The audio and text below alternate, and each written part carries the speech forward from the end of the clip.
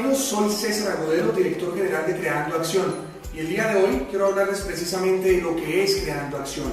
Creando Acción es una empresa colombiana que llega al mercado producto de la necesidad que hemos visto de tener colombianos más felices. Hemos hablado por años de la felicidad y el hombre ha estado buscando la felicidad.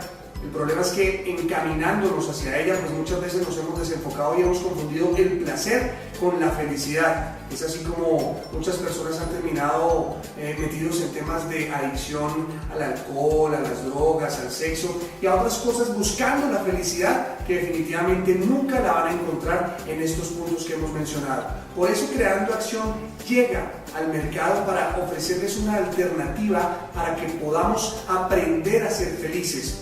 No ser felices con lo que va a llegar, con lo que viene, sino aprender a ser felices con lo que tenemos. Creando Acción es una empresa experta en todos los temas que tienen que ver con motivación personal, con coaching ontológico y desde luego con la felicidad. Somos expertos en felicidad corporativa. Por eso el día de hoy queremos extenderles la invitación para que nos conozcan, para que visiten nuestra página, nuestras redes sociales y para que conozcan más acerca de Creando Acción.